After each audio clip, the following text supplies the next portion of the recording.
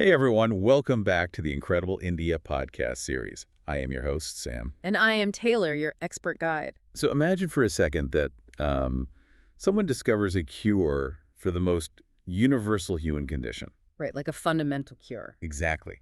But not a physical disease, more like that fundamental nagging feeling of dissatisfaction that we all experience. The human condition, basically. Yeah, and imagine they discover the mechanics of this cure just by, sitting quietly under a tree. I mean, no mass communication, no printing press, definitely no social media. Just one person. Right. Yet here we are 2.5 millennia later, and over 500 million people base their entire daily lives, their ethics, their whole worldview on that single quiet moment. It really is staggering when you frame it like that. It is wild. So today, we are taking a deep dive into the absolute most sacred site in the Buddhist world. We're exploring Bodhgaya, which is this small town in the Indian state of Bihar. Yeah, and we're unpacking a really comprehensive pilgrimage guide today. It tracks something truly monumental, honestly. What's the main focus of the guide? Well, it details not just the physical locations where Buddhism was born, but the step-by-step process of how this isolated spiritual breakthrough scaled into a massive global civilization. So it's basically tracking a journey from a single tree in India to the shaping of entire continents. Precisely. Whether you are a history buff, a devout pilgrim, or just insanely curious about how a local event becomes like the hinge of human history, this deep dive is absolutely your ultimate guide. For sure. But, to really appreciate the golden temples and the global movement, we can't really start at the finish line. Right, because the source material spends a surprising amount of time focusing on a place called the Dungeshwari Caves. Yeah, the Mahakala Caves. Which is, about 12 kilometers away from the main temple complex? Why do we need to start in a series of rocky, dusty caves before we even get to the Enlightenment? Basically because it humanizes the myth. I mean, to understand the caves, we have to look at the psychology of Prince Siddhartha Gautama before he became the Buddha. Right, his backstory. Yeah, he was born around 563 BCE in Lumbini, which is in modern-day Nepal, into a life of just unimaginable privilege. Like extreme luxury. Exactly. His father essentially engineered this artificial bubble for him. No exposure to suffering, no lack of anything. So he grows up in this highly curated reality, completely shielded from the real world. Until he isn't. Right. He eventually steps outside that bubble. And the guide mentions he encounters what are historically known as the inescapable realities. Yes.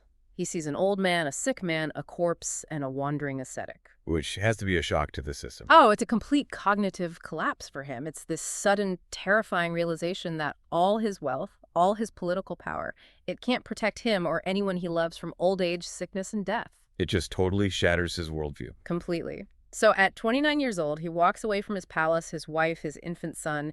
He becomes a wandering seeker, desperate to find a way out of this cycle of suffering. Which brings us to those Dungeshwari caves. Yeah. The guide vividly describes this harsh, rocky hillside above a dry river valley. It's a very unforgiving landscape.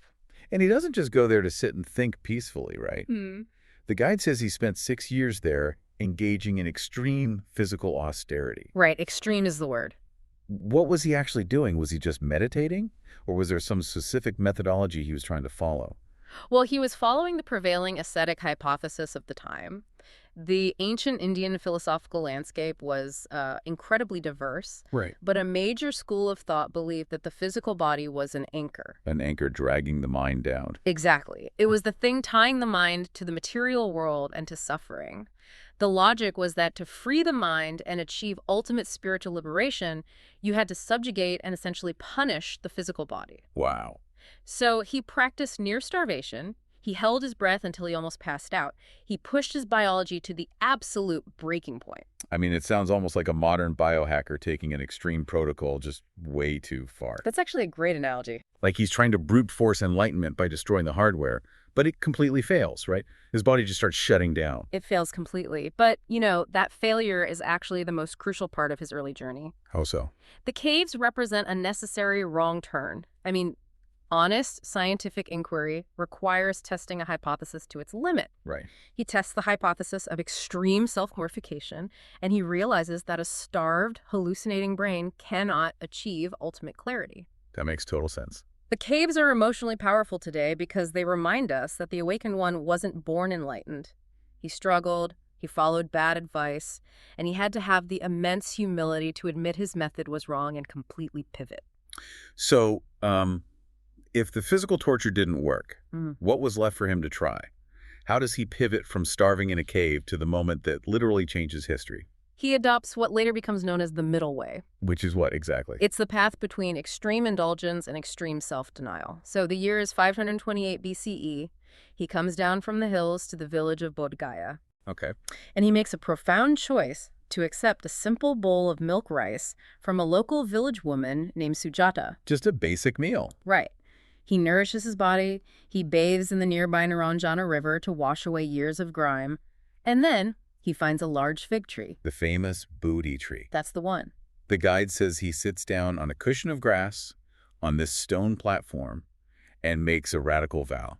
Like, he decides he will not move from that exact spot until he figures out the root of human suffering. And he sits there for 49 days. 49 days. That is a staggering amount of time for sustained solitary concentration. It really is. And on the final day, as the morning star rises, he attains enlightenment. Mm-hmm. But the guide throws around some heavy terminology here. Yeah, the texts get pretty specific. It says he understood the mechanics of suffering, specifically craving, and he formulated the Four Noble Truths. Let's break that down for the listener. What is the actual mechanism he supposedly discovered? Well, to understand what he discovered, we have to look at the human dopamine cycle, thousands of years before neuroscience even existed. Oh, interesting. The Four Noble Truths are basically a medical diagnosis for the human condition.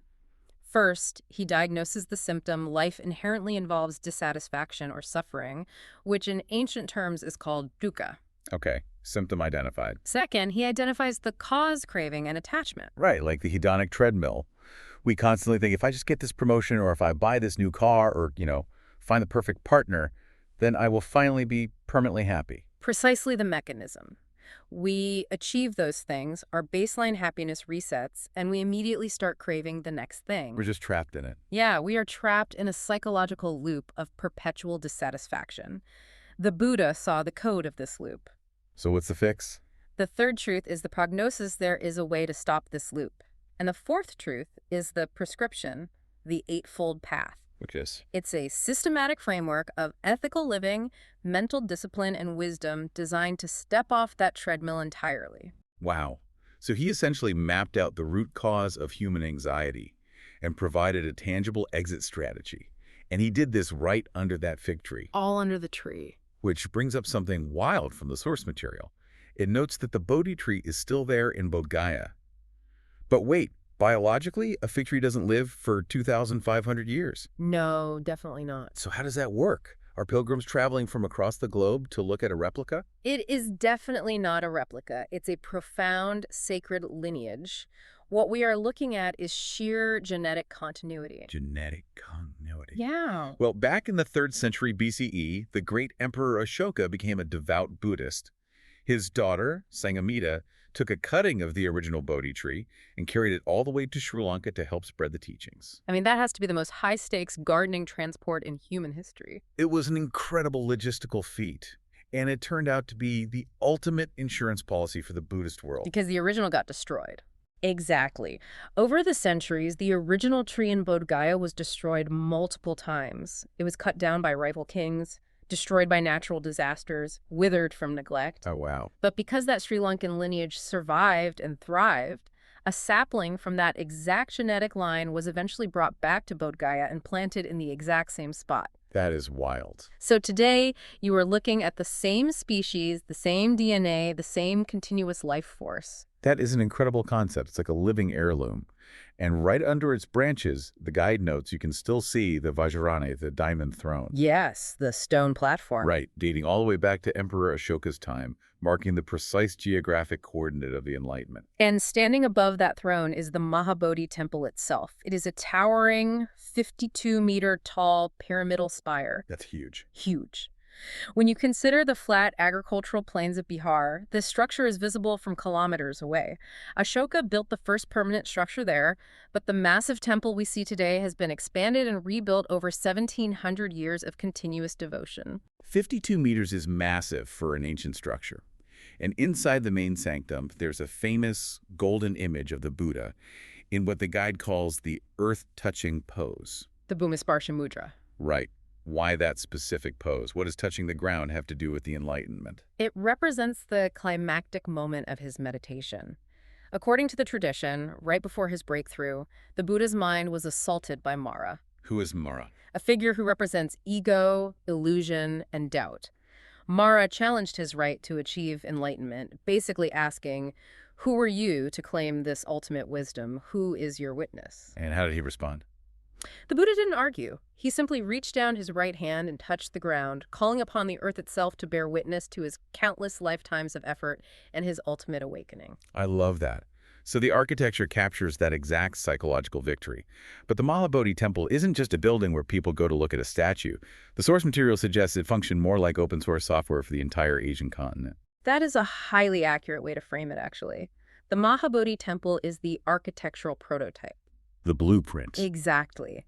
This specific format, a towering, intricate spire rising over a square, grounded sanctum, became the foundational blueprint.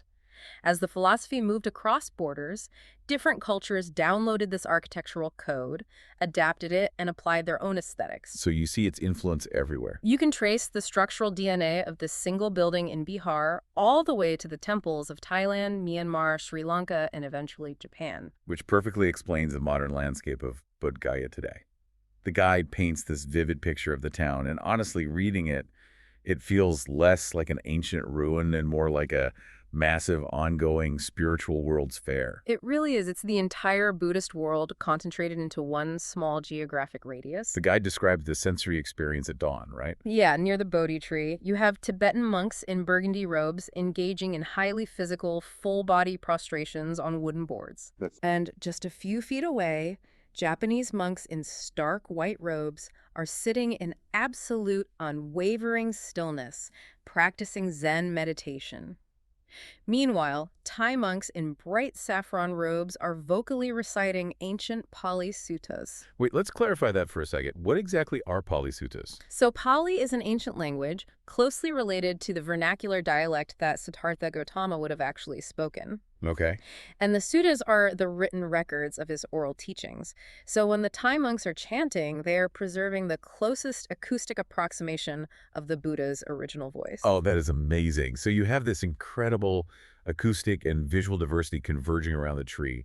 And the guide points out that this diversity extends to the architecture of the town itself, right? Absolutely. You don't just see a bunch of replicas of the Mahabodhi Temple. You can walk down the street and see the Indo-Zen Nippon Temple, which has that pristine, minimalist Japanese aesthetic, clean lines, tranquil rock gardens, and emphasis on empty space. Right, very Zen. And then you turn a corner and suddenly you're looking at a Thai monastery. Complete with ornate, mirror mosaic golden spires that look like they were airlifted directly from Bangkok. Seriously. And further down, you find fortress-like Bhutanese zongs with massive timber beams or Tibetan monasteries built like three-dimensional mandalas. It's like a spiritual Epcot. Exactly. Each nation has built a physical embassy that reflects how the core idea of Buddhism evolved when it interacted with their unique local cultures over thousands of years. It's literally a physical timeline of cultural adaptation. Oh, and the guide highlights the great Buddha statue at the Daejokyo Temple, an 80-foot tall monument. Yes. That is a serious piece of engineering. It is a staggering sight. It was consecrated by the Dalai Lama in 1989 and funded by a Japanese Buddhist organization. What's truly remarkable is that it is partially hollow. Wait, really? Yeah, and inside the main structure, it houses 20,000 smaller bronze Buddhas. 20,000. It stands as this immense, tangible monument to global unity. Because despite the different languages, the varied robes, and the distinct architectural styles, every single tradition represented in Bodhgaya traces its lineage back to that one specific night under the fig tree. It's an incredible story of global expansion. Okay. But here's the thing that always fascinates me about historical figures who have these massive personal breakthroughs. What's that? Enlightenment is an internal silent state, right? Mm-hmm. How do you translate an internal state into a global movement? It's a huge challenge. Think about the pressure. You figure out the fundamental nature of reality in total silence. Now what? You have to stand up, clear your throat, and figure out how to explain the mechanics of suffering to everyday people. Right, you have to find the words. Exactly. How did he actually operationalize this insight? Well, it requires a massive pivot from being a solitary silent seeker to becoming an active community builder and educator. Okay. To see where that transition happened, the source material takes us 70 kilometers north of Bodhgaya to a place called Rajgir. Yes. In the ancient world, Rajgir was the bustling, powerful capital of the Magadha kingdom. And the guide says the local king, Bimbisara, actually gifted the Buddha a massive park called the Veluvana Bamboo Grove. Which solved a massive logistical problem. How so? As people started listening to him, they started following him. He needed a permanent headquarters where this growing community of monks could live, especially during the intense monsoon seasons. Oh, that makes sense. You can't just wander around in the monsoon. Exactly. The bamboo grove provided that physical infrastructure. It was the first Buddhist monastery. So he establishes a base camp. But the guide points out that the real intellectual center of Rajgir is a place called Gridha Kuta Hill, or Vulture's Peak. Right, Vulture's Peak. It mentions you can take a ropeway cable car up there today to see a modern Japanese Shanti stupa. But historically, why is this specific rocky hill so important? Vulture's Peak is where the philosophy underwent a massive evolution. This is where the Buddha delivered his most advanced, complex discourses. How do they differ from his early teachings? The early teachings focused heavily on individual liberation, which often required a rigorous monastic life. But on Vulture's Peak, he delivered teachings that became the foundation for a much broader movement. Okay, the guide specifically highlights two texts delivered here, the Heart Sutra and the Lotus Sutra. Yes, very important texts. Why do those two texts matter so much to the larger story? Do they change the original message? They expand the accessibility of the message. These sutras are the foundational texts for the Mahayana Buddhist tradition, which translates to the Great Vehicle. Got it.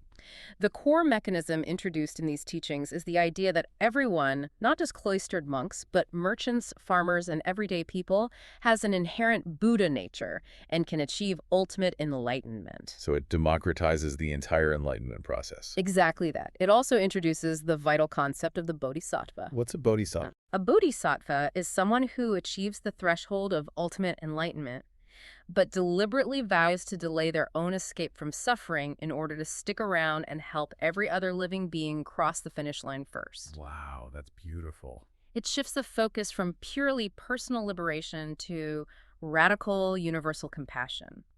Because of this inclusive framework, Mahayana became the dominant form of Buddhism that swept through China, Japan, Korea, and Vietnam. That is huge. Yeah, when you stand on Vulture's Peak, you are standing at the birthplace of the philosophies that shaped East Asian civilization. That makes complete sense of how it scaled so widely. And the guide mentions you can still feel the ancient world in Rajgir.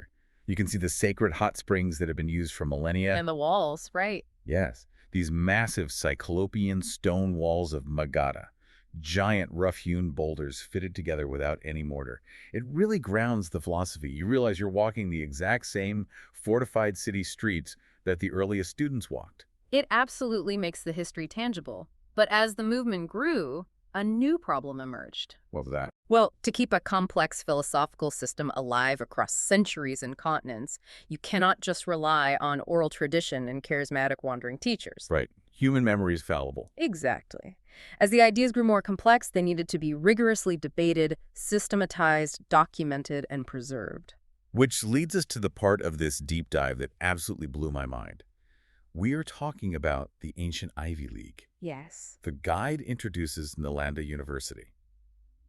I think when we imagine ancient history, we severely underestimate the intellectual infrastructure of the past. Like, Nalanda wasn't just a local school for monks to memorize chants. Far from it. It was arguably the greatest center of learning the ancient world ever produced. That's a big claim. It's backed up. Established in the 5th century CE, Nalanda operated continuously for about 800 years. To give you a sense of the sheer logistical scale at its absolute peak, Nalanda accommodated 10,000 students and 2,000 teachers from all across the known world. 10,000 students in the 5th century. Incredible, right? Just feeding them and managing the sanitation would be a monumental task. But how did the actual learning work? How do you maintain academic standards in an ancient university? By implementing incredibly strict gatekeeping and relying heavily on the mechanics of debate, the curriculum went far beyond basic theology. What else did they study? Scholars studied advanced logic, Sanskrit grammar, ancient medicine, and astronomy. To even get into Nalanda, prospective students had to debate the gatekeepers, who were themselves master scholars, and defend their philosophical positions. Wow, so you couldn't just pay tuition and walk in? Not at all. Only a fraction were admitted. We know an astonishing amount about the daily operations, thanks to a 7th century Chinese monk named Xuanzang. What's his connection to the university? Xuanzang essentially walked across the continent, surviving the harsh deserts and the treacherous Himalayan mountains, specifically to study at Nalanda. That is dedication. He spent over a decade there and left meticulous records detailing the massive multi-story libraries, the intense daily debate halls, and the incredibly high standards of international scholarship. It's like a medieval think tank. Nalanda functioned exactly like an intellectual refinery. Scholars brought their ideas from Tibet, China, and Korea, rigorously debated them, refined them, and took the upgraded knowledge back to their home countries. It's an inspiring image of ancient global cooperation. Yeah. But then, the source material details a devastating turning point. Yes, the destruction. In 1193 CE, the university was completely destroyed by invading forces. The guide notes that the library complex at Nalanda was so unbelievably vast, containing hundreds of thousands of palm leaf manuscripts, that when it was set on fire, it reportedly burned for 3 continuous months. 3 months. 3 solid months of human knowledge, medical texts, astronomy, and philosophy literally turning to ash. It's devastating. It is a profound historical trauma, very much akin to the burning of the Library of Alexandria. But if we look at the mechanics of resilience, there is a beautifully optimistic layer to this story. I could use some optimism right now. Well, the physical books burned, the brick walls were torn down, but the knowledge itself survived. Because of the students. Because of that international student body we talked about. By the time the fires were lit, the ideas had already been exported. The philosophy had already been carried over the mountains to Tibet, across the sea to Japan, and into the heart of China. Oh, that's amazing. You could destroy the hardware, but the software was already distributed on thousands of other servers. Exactly. And the site itself isn't just a ruin anymore. The guide mentions that adjacent to those ancient excavated brick ruins, a new Nalanda University has been established in the 21st century. They really are bringing it back. They're literally reviving that ancient vision of an international scholarly hub. It brings the story full circle. It takes a site of immense archaeological loss and turns it into a living story of continuity and academic revival. It really is a phenomenal arc. So to pull all this together for you, we've traced an incredible journey today. We started with a man pushing his physical body to the breaking point in the harsh environment of the Dungeshwari caves. We sat at the exact geographic coordinate under a fig tree in Bodhgaya where he cracked the code of human suffering. And we followed the spread of that realization as it laid the foundations for the first monasteries in Rajgir, birthed the world's most impressive ancient university at Nalanda, and ultimately shaped an entire global civilization. And for those listening who want to witness this living history in person, the pilgrimage guide notes that the best time to visit the state of Bihar is between October and March, when the weather is much cooler. Good tip. Alternatively, if you want to experience the absolute peak of the spiritual atmosphere and you don't mind the extreme heat, going during Buddha Jayanti in May, which celebrates the Buddha's birth, enlightenment, and passing, is a staggering immersive experience with pilgrims gathered from all over the world. And as we wrap up, we'll leave you with a thought to ponder on your own.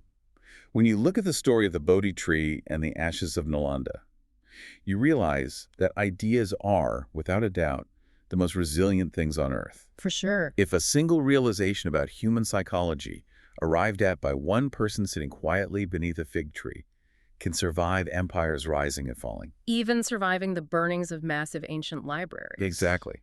If it can survive thousands of years of human conflict to still shape the daily lives of over 500 million people today, what ideas are we nurturing right now that might still be shaping the world 2.5 millennia from today? It's a profound question to leave on. If you decide to travel to Bodhgaya, we have a recommendation. 5 Senses Tours organizes tours across India, which are immersive cultural experiences. You can email contact@5sensetours.com. Note 5 is written as a numeral and contact@5sensetours.com, or WhatsApp to +919 845 677 446.